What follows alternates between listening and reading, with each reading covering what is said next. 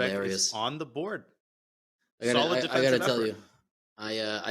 you, I feel like a proud kid, who like got a couple hits at his baseball game when I predict the sequence that Wesley plays.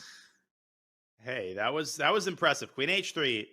Those retreating moves are not easy to spot. But I No, like the psychology and the decision making for Wesley. Up 2 points. He's not somebody who just takes risks, randomly. no, he's not. He realized that the position was sharp enough, and this time, I don't believe that we are going to be seeing any G4 action. Here he goes again with his A5 move. White could have played G4, no G4, it makes no difference. Okay, now this time Wesley, we have A5, A4. Is he still going to go B5? That's not out of the question entirely. No, he doesn't, because I guess it's too loose. It made sense when White was... Oh, okay. Here he goes again. I mean... Okay. I don't see him going G4, though. I mean, the dark scores are too weak. I think he's learned his lesson. Yeah, but you don't play King H1 without some indication of... I guess he's going to go G3, F4. Is that the idea?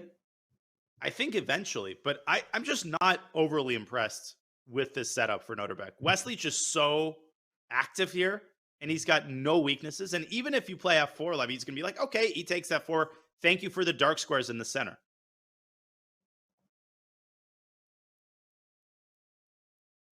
I thought that blundered a fork for half a second. I did as well. So what, F4 now looks very good.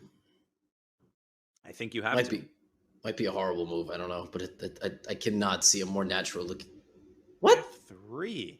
That the baby version of F4? What does that do? What is the point of F3? Low rolling it. Now he might be trying to go G3 and F4, but even if he makes all of those moves, Black just plays E takes F4 and meets G takes F4 with F5. So yeah, I'm a little bit puzzled. Maybe he wants to move his queen into F2 into position and then play F4? Yeah, I think that's it. Wait, is there knight takes C2? No, there isn't. I have been looking at that move for so long. Why isn't there knight C2? I think it's actually an instructive line. Okay, let's bring up an analysis board really fast. Knight C2, queen D3. If I'm looking at this correctly, White has knight E3.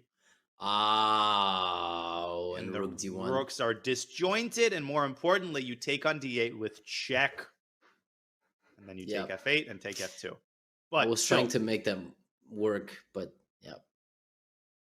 So Nodirbek continuing to slow roll things with rook A to D1. But okay, position equal. He's trying to slow roll the king of slow rolls. Yeah, I don't know about that. F5. Wesley's like, you're not going to play F4? You're not going to eat the apple? Give me. Wesley heard me say he's the king of slow rolls. He's like, oh yeah, F5. Immediately rips open the center. Now, very risky positionally because you're creating a weakness on E5. And now I'm starting to like Nodirbek's position. I really don't know about F5. Knight D1, knight C3. I mean, White's position looks like Karpov would beat every chess master of his day and age with this position with White. Oh, totally. And bishop G6 runs into knight G4. You could lose that E5 pawn in a heartbeat. I can't tell if Wesley was just repositioning his head or shaking it. He kind of like wobbled a tiny bit. That was my first sign of emotion in about 40 minutes of action here. And I don't think he's that thrilled. And the only sign of emotion we're probably going to get for the rest of the match. Yep. It's not... Okay, he takes on F5, Nodirbek. Wow. So I think he wants decision. He wants rook E4. He's obviously just playing against this massive weakness on E5. Yeah, it's a very strange isolated pawn. We very rarely see this, just a E5 pawn completely isolated, not a queen's pawn. White blockades it. White can put every single one of his pieces to attack it, but can he win it is the question.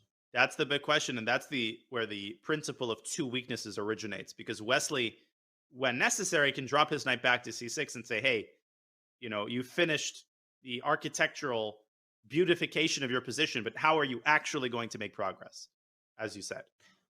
Yes, I like that. What did you... artificial beautification. Wow. I don't know where that came from. Architectural beautification. But artificial would be a better word there.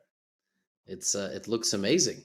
Position looks Super good. Problem is that's not how games work. Are you drinking is that a LaCroix? I'm double fisting. I've got a coconut LaCroix and a pomegranate green tea, artificially flavored beverage.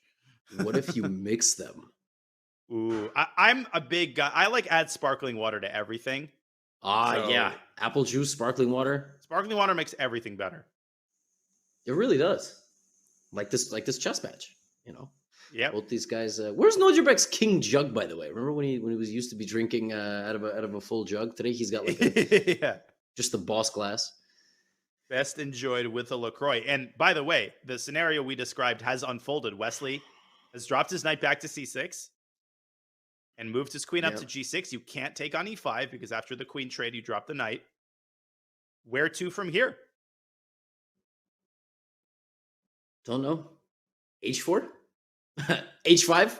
White resigns? H4, H5. Yeah, queen takes H5, knight F6. I don't care. No. I was saying H4, H5, and white resigns. Oh, H4, H5 wins the knight. Oh, that's crazy. It's like the second you try to play. Oh my god. Yeah, I mean, look at this. I mean, by the way, is this the first ever game in history where one guy has all his pawns on light squares and the other guy has all his pawns on dark squares? That's a crazy observation. And now that you mentioned that, I can't take my eyes off of it. And probably chat's the same way. No, they just heard you say double fisting and they don't know what that means. Oh, so they're still not over that. Doesn't it mean like two hot dogs? Yeah. You know, like eating two. It means to eat things that it's It means something normal. But you said fist, and you know, get your head out of the gutter this early in the morning. Yeah, it's a little too early for that. The different kind of double fisting going on, and it involves putting.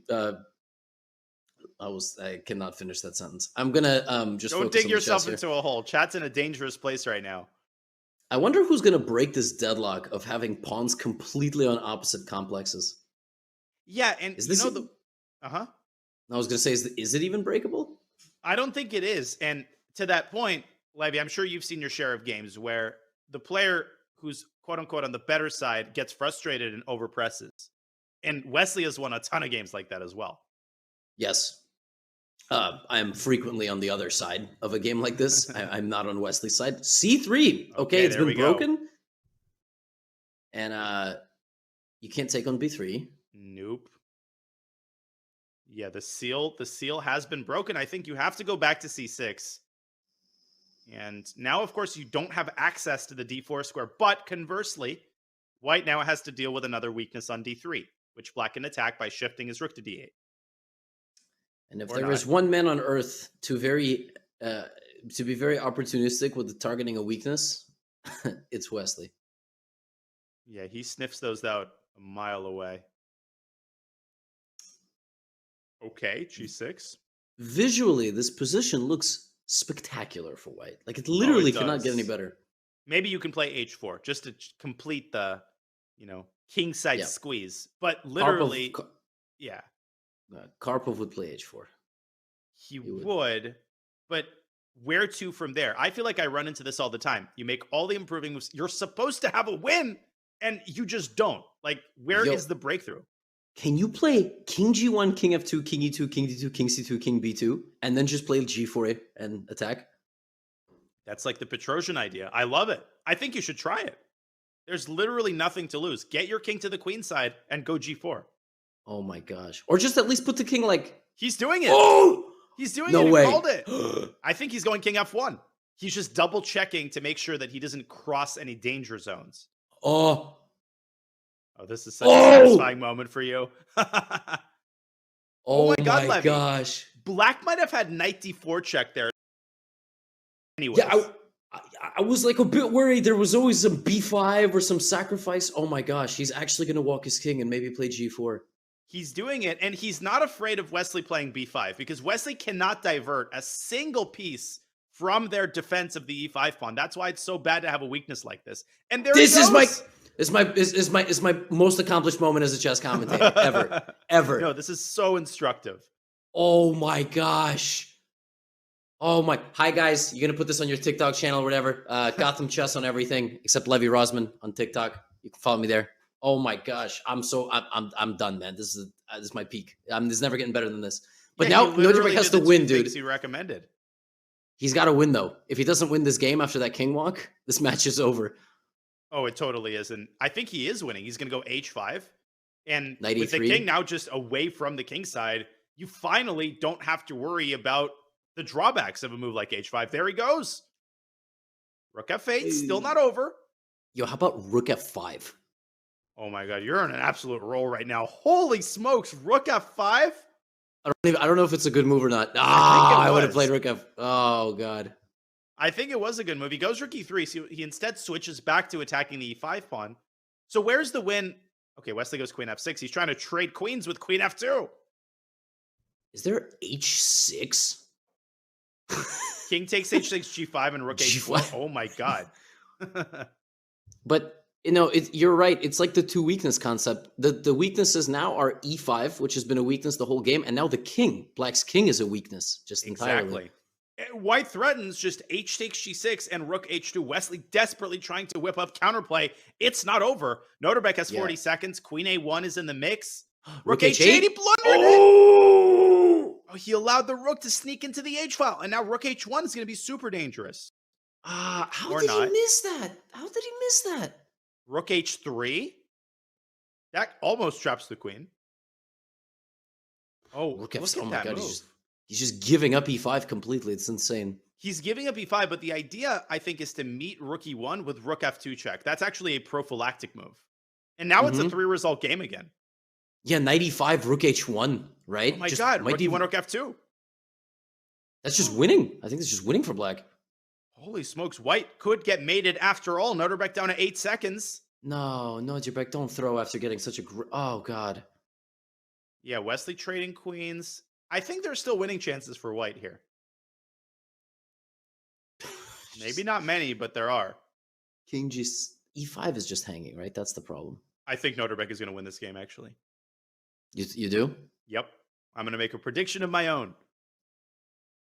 Wesley's in a time scramble, right? So, okay.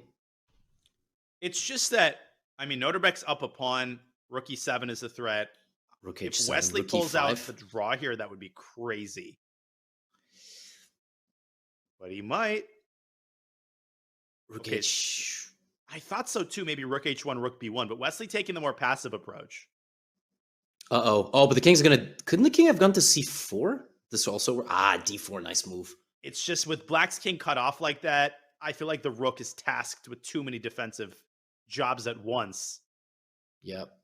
King walks around. d5. d5 has to be winning. And then rook e6 is a threat. It looks like Nodirbek's going to get on the board. That's it. Wesley flags, but what a game for Nodirbek. It wasn't entirely smooth